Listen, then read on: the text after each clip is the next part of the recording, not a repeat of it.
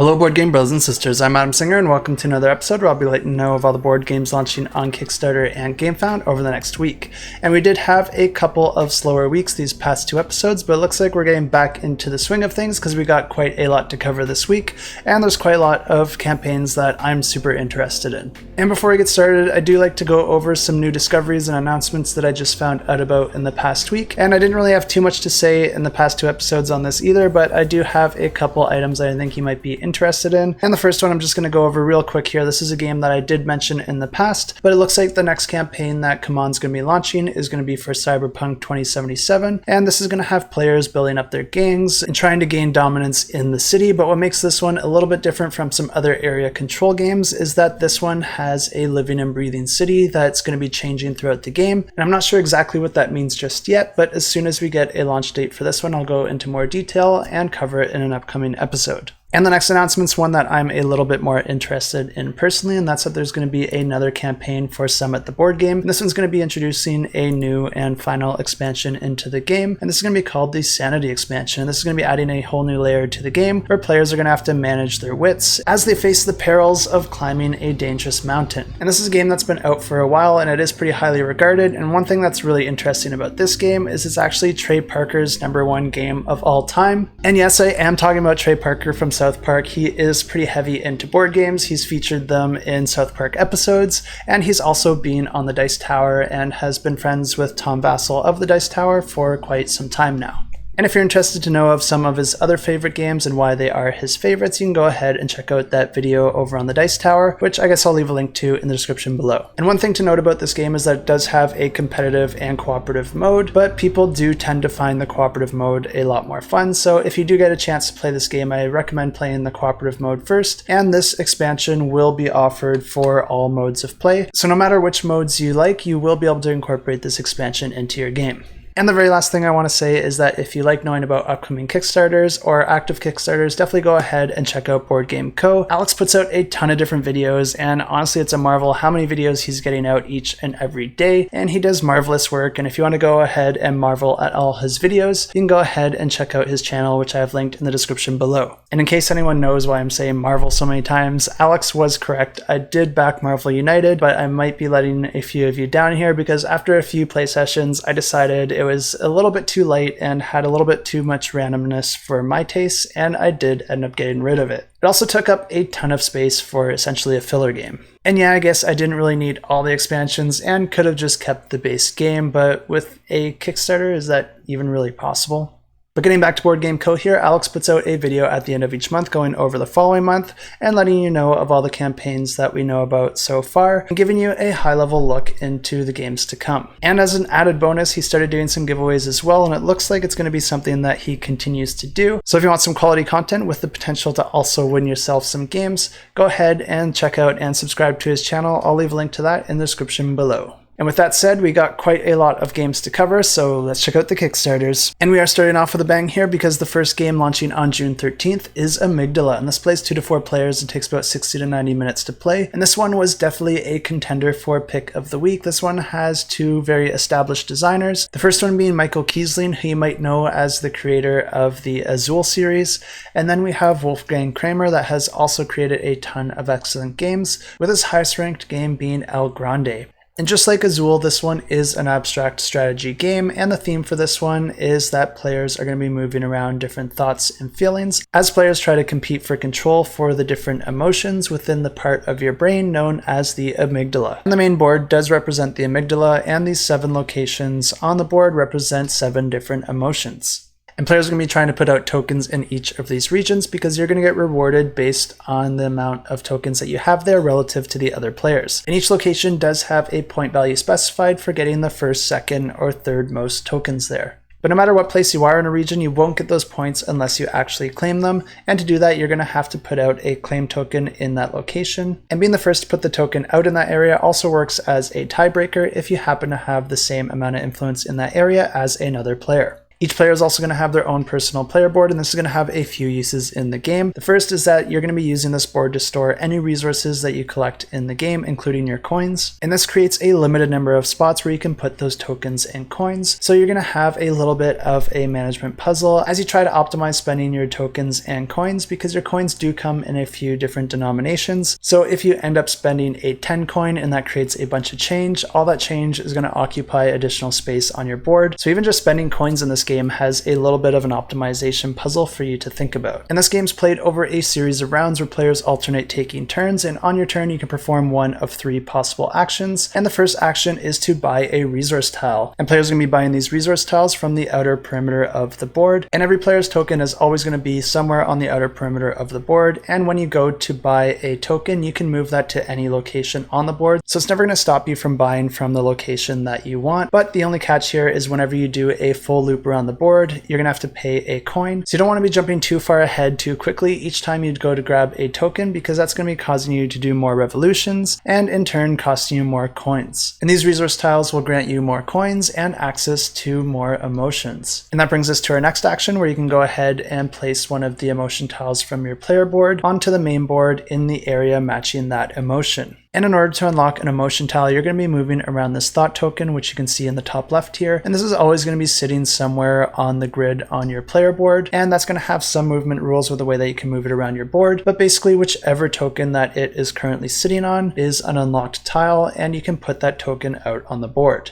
And if you are doing this action, it also does allow you to move that thought token following the movement rules. And when you go to put one of these tokens out on the main board, you're going to have to follow another set of placement rules. Mostly this just means that you have to put it in the location matching that emotion, and it has to be adjacent to a tile already placed there, unless you haven't placed one there yet, and in that case it just goes to the centermost point of that specific location. But at the center of the board as a whole, we have a special emotion, because this one is happiness. This is the hardest place to put your tokens, but it also rewards the most points if you're able to do so. But another catch with the happiness tokens is they do act as a sort of wild token that you can put in any other location on the board. So you are going to be incentivized to put these tiles in other locations, so you're going to have to juggle those opportunities as they come. And the final action you can choose to do is to place one of these triangular claim tokens, and there's going to be one for each emotion type, and you just place that in the specific location, taking up one of your turns to do this, but it is important because it enables you to actually score your points there. And yes, this means if you do have the most tokens at a location but you don't put a claim token there, you're not going to be able to score those points. But the one nice thing about this is that this doesn't move the other players up in the ranking. Second place at that location still remains second place. The game also has some free actions that you can perform on your turn, which is essentially just converting different resources and coins to other resources or coins. And the end of the game is triggered as soon as one player has 5 or less emotion tiles left on their personal player board. And then you're just going to add up all the points at each location, and gaining 1 point for each 3 coins that you have left over. And the player with the most victory points at the end of the game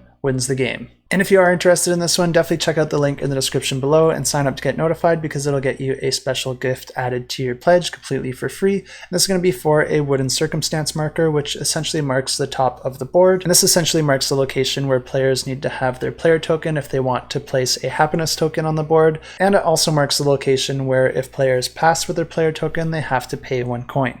And the next campaign we have is also launching on June 13th, but this one might be a little bit more board game adjacent, because this game actually all takes place on a poster. And this one's called the Mystery Poster #1, A Greek Life, and this is going to be offering you an escape room experience. But like I said, all the clues for this will be provided on a poster. And rather than having you try to escape a room, this game actually has you using your observation and deduction skills in order to retrace the life of one of your Greek ancestors. The game offers 13 different puzzles that you can solve in any order that you like, and a lot of these puzzles might start on the poster but will require you to listen to pieces of music, or watch a video, or even explore Google Maps to finally find your answer.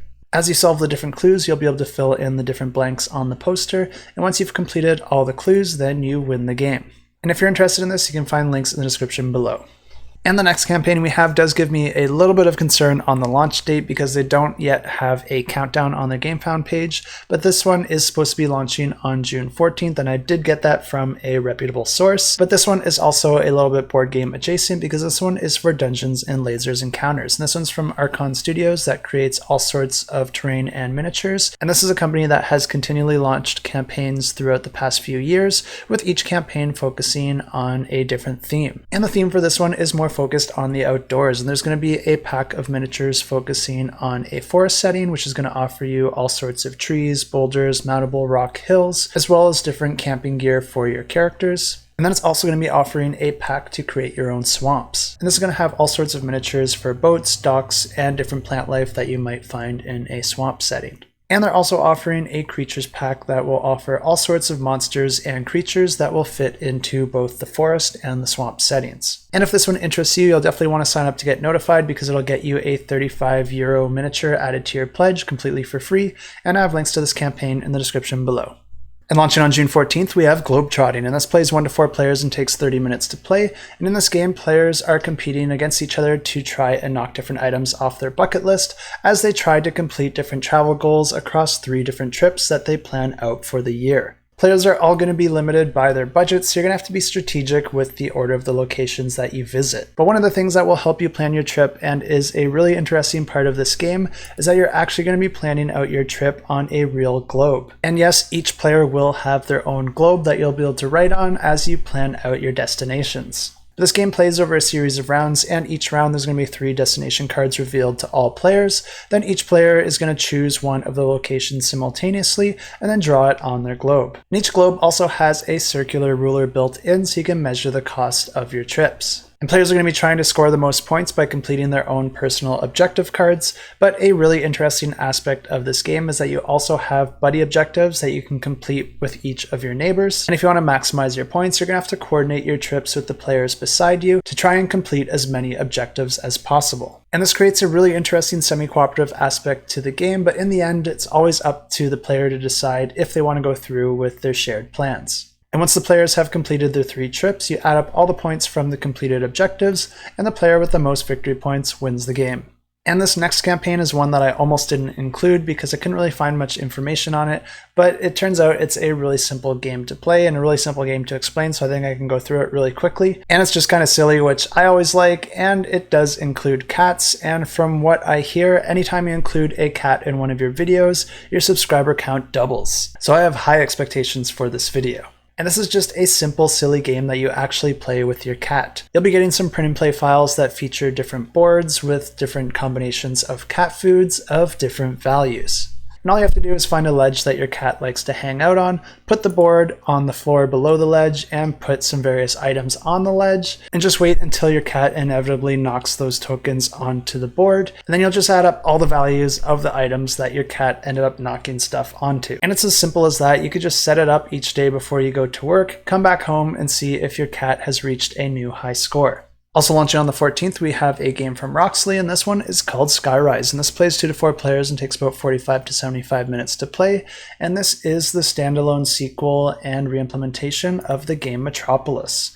And the way that this game works is that players are going to be bidding on different neighborhoods, and the thing that makes this bidding game unique from other bidding games is that you start your bid in one neighborhood, but if someone wants to outbid you, they actually put a bid on an adjacent neighborhood. This continues until all players have passed, and then the player with the highest bid on that final neighborhood is going to get that final neighborhood. This creates an interesting dynamic because as you're all bidding on the different neighborhoods, the neighborhood that you are bidding on is going to change with every bid. And if you time this just right, you can put a bid on something that you actually want at a price that you're willing to pay, but also at a price high enough that no one else wants to outbid you. And the game also offers private and public objectives for players to try and achieve, powerful monuments that get drafted mid-game that will provide unique and variable opportunities or abilities, as well as special power tokens that can cause powerful effects and can completely change the trajectory of the game. And this one is coming to you from Roxley, which has a reputation for having some really beautiful art and components. So if you want to check all that out, go ahead and check out the link in the description below where you can click to get notified. Also launching on the 14th, we have Gathering Gloom, and this plays 1 to 4 players and takes about 60 to 120 minutes to play. And this is actually a game I've already covered in the past, but it got postponed and it's going to be launching now. So I'll just go ahead and roll you that previous footage now. And this is a cooperative game where players are going to be playing as different characters, each with their own special abilities and vulnerabilities. And these different characters can be a witch, a mad scientist, a vampire, a werewolf, a zombie, or a ghost. And players are going to be trying to resolve a series of crises at their mansions and businesses. Players are going to be gaining resources by performing different misdeeds and bejeweling residents to help them resolve these crises in order to win the game. And there's 2 things that players are going to have to worry about as the game progresses, because Gloom is going to gather every turn based on the events as well as the various cards that are drawn throughout the game. And players are going to lose the game if Gloom ever reaches 50, or if the fear that the villagers have about any single one of the players ever reaches 12 or more, because these players are trying to live their lives in secret, and if the fear gets too high, their family will be exposed for the monsters that they are. The village has 7 different locations that the players can visit, each with their own unique actions, and as soon as a player moves into a location, they'll be able to take that action. There's also a variety of buildings that players can mix into the game, having different buildings from game to game that will add some variability and some different unique actions for each time that you take this game off your shelf. On a player's turn, they're going to be rolling dice to determine the events that occur, and then they'll be able to move to any one of the locations on the board, activating that action, and then using cards to perform additional actions if they so please. If it's possible to resolve a crisis, the player can do that, and then finally they're going to check if any villagers or stalkers are going to activate, potentially adding to the fear that the villagers have. Play continues like this until players either lose the game or win the game by completing enough crises. And launching on June 15th, we have Bretwalda, and this plays 1 to 4 players and takes about 90 to 180 minutes to play. And this is an area control game where each player is taking charge of one of the kingdoms of England. Each player is going to have a unique leader with unique abilities, and then you're going to be gaining victory points by controlling key areas on the board, completing different chronicle objectives, and constructing abbeys to support the spread of Christianity across the land. And the game plays over 12 rounds, with each round starting with an event, and the events can cause armies of Vikings or independent kingdoms to invade, and players can interact with those in different ways, either by having to fight them or even bribing them to attack their opponents. And players will be able to upgrade their abilities as the game goes on, but each round players will get 2 actions per round, and the first action is the development action. This allows players to research and construct different buildings,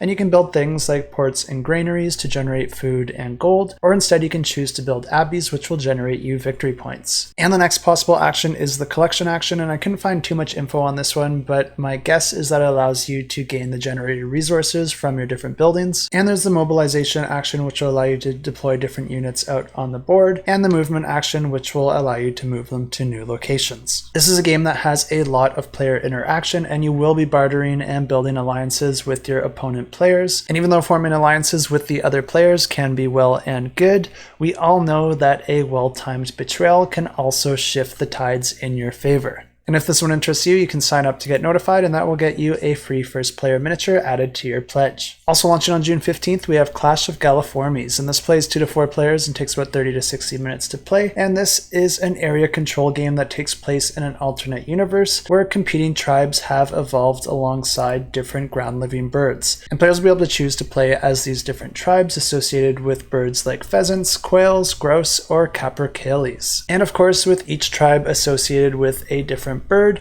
each of them come with their own special abilities. The game features a modular board made up of triangular pieces that, as you piece them together, will form different paths and create different areas for different resource tokens. And among these different tokens are different puzzle pieces that players will be trying to slot into 9 spots on their board in order to complete a puzzle, because the more that they complete, the more victory points they will get at the end of the game. The players can also gain victory points for having more birds in play, building different outposts, and completing different parts of their tech tree. I mentioned that each tribe has its own special ability that you start out with by default, but a really neat aspect to this game is that you actually get 2 different types of bird meeples with each tribe, and you'll be able to assign a special ability to each of those from a larger pool of abilities that you can just choose from if you are able to pay the cost. This allows players to get any ability in the game and then associate it with one of their bird meeples. Players are each going to start out with just one nest out on the board, but then players are going to be using the actions on their turn to explore, build outposts in order to claim and gather resources, expand to create new nests where they can pay to deploy more birds, or they can pay resources to develop different technologies, unlocking locations on their player board, and these can do different things like improving your income, attack, or defense. And a battle is initiated anytime that a player moves into an enemy bird, an enemy nest, or an enemy outpost. And the way that battling works in this game is that players will be simultaneously revealing as many of their attack and defense cards as they want, and players each start with a set number of each of these, and they are only one-time use throughout the entire game. And of course, this means that you'll want to be very strategic when it comes time to use them, but players will also each roll a die and then add that value to their card, so there always is a little bit of an aspect of luck here as well. So if you've already used all your cards, you can just pray to roll a 6. And the end of the game can be triggered by any player at any time, just so long as they've completed those 9 pieces of their puzzle and have developed at least 2 techs. And once the end of the game is triggered, you add up all the victory points from your puzzle pieces completed, birds you have in play, the number of outposts and completed techs that you've built, and the player with the most victory points wins the game. Also launching on June 15th, we have Umbrella Academy, the board game, and this plays 1 to 5 players and takes about 60 to 90 minutes to play. And this is a cooperative game where each player is playing as a superhero with their own special abilities and deck of cards. And players will be starting the game by mixing and matching some different villains that each have their own unique abilities and victory conditions. And then players are going to be shuffling together the different hazard cards associated with those villains, and then attempting to save the world. Or instead, you might take too many wounds and lose the game as the world falls into turmoil. The game plays over a series of rounds, each with 4 phases, and every player is going to be managing a hand of cards, and you're going to be going up against different hazards that will appear throughout the game. And to take out those hazards, you're going to have to match different icons from the cards in your hand with the hazards that reveal themselves on the board. Players might also have some special ability cards that can break the rules or manipulate the game in different ways, so instead of placing tokens, you might instead want to use your abilities if you think that is the best step forward. And the first phase is the play phase, and this is where players are going to take turns to perform actions to move around the board and visit different locations. And when you visit a location, you can perform one action there. You can either spend cards to place matching tokens onto the hazard cards in order to try and get rid of them, or you can choose to play one of your special abilities at that location, or instead you can choose to pick up an advantage card, which you will then add to your deck, which will introduce some new abilities and actions that you could use in a future turn. After each player has moved to a location and performed their actions there, you move into the draw phase. And this is where players will be drawing new cards into their hand. And then after that, there's the effect phase where you resolve all the effects of any remaining hazards out on the board. And then finally, there's the crisis phase where new hazards will get drawn and added to the board. And if the players can survive long enough, that will trigger the final act of the game where you go into a climactic battle with a supervillain. And if you go ahead and follow this campaign before it launches, that will get you a $10 voucher for Dark Horse Comics.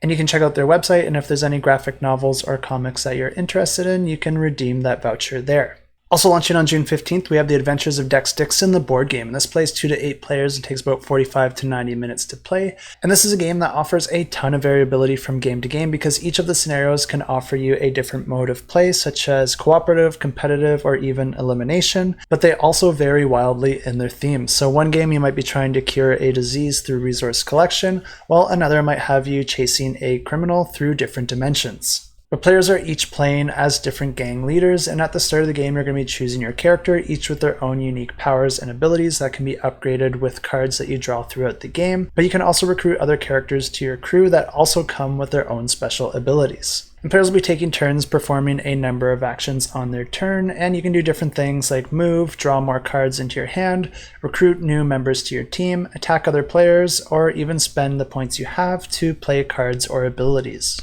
Movement in this game is done through dice rolling, but the catch here is that you can split your movement points across all your characters, and if you roll doubles, that actually allows you to roll again and get an additional movement. Combat in this game is pretty simple, where players will be rolling dice, adding any modifiers, and then the player with the highest value wins. But where the game gets really interesting is with its wide array of cards that can have instant or lingering effects. And there's 4 different types of cards that players can gain. There's the gear cards that will allow different tools and weapons that you can attach to your characters. But you can only have 2 of these attached to your character at a time, so you'll want to trade those out as you get better items. And then there's power cards, which you can kind of think as a spell that can help or harm other players, and you'll be able to choose which player gets affected. And then there's the artifact cards that have super powerful special abilities, but you can only apply one to a character, but you can also trade this in and out with other artifact cards if you happen to find something that is better for you at that time. And then there's the event cards that can affect the game for better or worse that players may want to play to manipulate the rules of the game in their favor. And if the players are able to complete the objective of the scenario, whether it's cooperatively or competitively, then that player or players will win the game. Also launching on the 15th, we have Midnight Murder Mysteries, and this plays 1 to 5 players and takes about 60 to 90 minutes to play, and this is the second edition of the game, but I believe the first edition was only offered in French, so if you're looking for an English version of the game, this is going to be the edition that you're looking for. But in this game, you and your fellow private detectives just happen to be attending a conference on a luxury cruise when a lifeless body of a passenger is found in the VIP lounge. The prime suspects are the 12 occupants in the VIP cabins, and players are going to be trying to discover who the murderer is, what was their motive, and how did the victim die. And the game offers several different unique scenarios where you can interrogate each of the suspects on 3 conversational topics and search for clues across 24 different locations. The game can be played cooperatively, competitively, and even solo. Also on the 15th, we have Battle for Glory Rome, and this is a combat card game where players are competing to be the last player standing. And in this game, players are going to be choosing a unique character, each with their own unique deck, and then on your turn, you're going to be drawing a card from your personal deck and adding it to your hand, or paying a coin to gain a weapon. After that, you'll be able to play one of the cards from your hand, and the main cards are the attack and defense cards, where attack cards are used to deal blows against the opponent players, and the defense cards will grant you shields that you can put into your own personal tableau that will protect you from opponents' attacks. Some of the cards also have some special actions like stealing a card, or they might come with some special requirements like attacking all the players or attacking a specific character. There's also a number of action cards that you can use to your favor, like healing, gaining coins, nullifying attacks, or skipping turns. And now launching on June 16th, we have Bot Factory, and this plays 1 to 4 players and takes about 30 to 60 minutes to play. And this is a game designed by Vital Lacerda, which if you know Vital Lacerda, you know that most of his games are extremely complex, but I don't think that is going to be the case for this game. And just like his other game, Mercado de Lisboa was a more simplified version of the more complex game Lisboa, this one does say that it re-implements portions of the game Kanban EV, which is another game of his. And judging by the more lighthearted theme here, I think this one will be a more simplified version of that game. And this game borrows the same worker placement mechanism from Kanban EV, where each action location out on the board is going to represent a different department in a factory, and the actions always resolve in a particular order. So depending on where you put your worker, that's going to determine the order that they get their action resolved relative to the other players. And when it's a player's turn to resolve their action, they can either use the ability available at that location, or instead they can increase their certification in that department. And another really interesting aspect of this game is that there's going to be a non-player controlled factory manager that's going to be moving around the different departments on the board, and they're going to be evaluating each of the players' performance in those areas. Players will gain or lose points depending on their performance there, so you may want to get to those action spaces at particular moments in the game. Once the factory manager has gone through all the departments, the new round begins and the cycle continues. And the different actions will allow players to gather projects and parts, build robots, fulfill demand goals, and improve the value of the bots that you're making. And at the end of the game, the player with the most victory points wins the game. And launching on June 16th, we have Septima, and this plays 1 to 4 players and takes about 50 to 100 minutes to play. And it's no surprise that this one is our Discord pick of the week, and by a landslide. This one's coming from Mind Clash Games that has an incredible track record with nearly all of their games being around an 8 or a 9 on Board Game Geek, but also a lot of their games do have quite a high level of complexity, which does make them a little bit less accessible for your average gamer. But one thing to note about this game is this is going to be the most accessible game produced by them so far.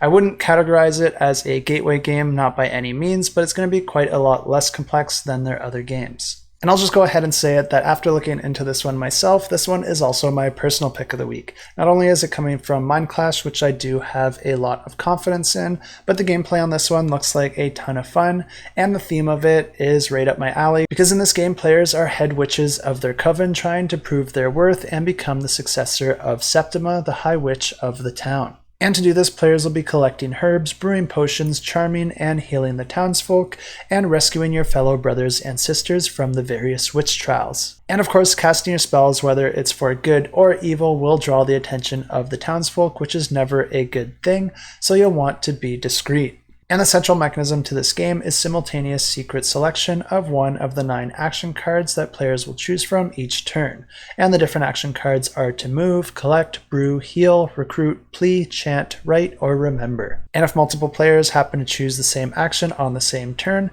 they can choose to join their actions together for a powerful bonus. But of course, this does come at a cost because the more powerful spells will garner more attention and potentially draw in witch hunters. And naturally, the townsfolk will hold periodic witch trials where they will vote whether or not to convict and sentence a potential witch. And the players will want to use their healing, enchanting, and pleading abilities with the townsfolk in order to sway the votes in their favor. Because if you're able to save the witch from a trial, that witch will join your coven, and you will gain the special ability that comes along with them. Each coven can hold up to 4 witches, but being reckless with your spells can get them caught again by witch hunters, putting them back on trial, and potentially allowing one of your opponent players to recruit the witch to their coven, or worse, the witch could be convicted and not recruited by anyone. Players will be building up a little engine of abilities as they gain more witches into their coven, and you'll be performing those different actions to try and score the most points and prove yourself as the most capable witch, and the player that does this wins the game. And if you're interested in this one like I am, you can go ahead and check the link in the description below and click to get notified. And launching on June 19th, we have Planting Evidence, the card game. And this plays 2 to 4 players and takes 40 to 80 minutes to play. And in this game, players are criminals, but one of them is going to get caught. And players are trying to frame the other players while trying to gather as much evidence for their own alibis so that they are the ones that go free. Each player in this game starts with a hand of 11 cards, and then each turn you're going to be able to choose whether to draw a card from the top of the shared deck or from the top of the face-up discard pile. And the goal of this game is to try and complete different sets of cards, either of weapons, fingerprints, DNA, or license plate profiles, in order to get rid of your cards as fast as possible, because you'll want to be the first to either plant those cards on opponent players as incriminating evidence, or you'll want to place those cards in your own tableau as evidence of your alibi. At the end of your turn, you'll also be able to discard a card for free, and then the round ends when a single player has gotten rid of all their cards. And once again, you do want to be the first player to do this, because any cards that are left in your hand at the end of a turn count against you. Players calculate their scores by adding up the evidence against them and then subtracting their alibis. And then rounds continue until a player hits 300 points, and then that player is convicted, loses the game, and goes straight to jail. And those are all the campaigns I have for you this week. Quite a lot of games, and to be honest, I was kind of hoping for a shorter week because I actually have to film this one early. It's actually Wednesday night right now, and I'm going to have to get up super early tomorrow morning to drive 6 hours to Ohio for the Origins convention, which I'm super excited about, but this is just going to be a jam-packed week, and I was hoping for a little bit of a break on the campaigns, but there's some pretty exciting ones, so I can't be angry. Another positive note of having so many campaigns this week is that we have quite a lot of giveaways to announce for upcoming episodes, so expect giveaways for Septima, Umbrella Academy, Globetrotting, and several others that you've seen in the video today. And I run the easiest giveaways to enter ever in the history of the universe. All you have to do is leave a comment down below. You don't have to like, you don't have to subscribe, you don't have to even leave a nice comment. But save all that for next week's episode, because since we had such a slow past couple of weeks, I don't really have any giveaways to announce for this episode, and I'm out of here.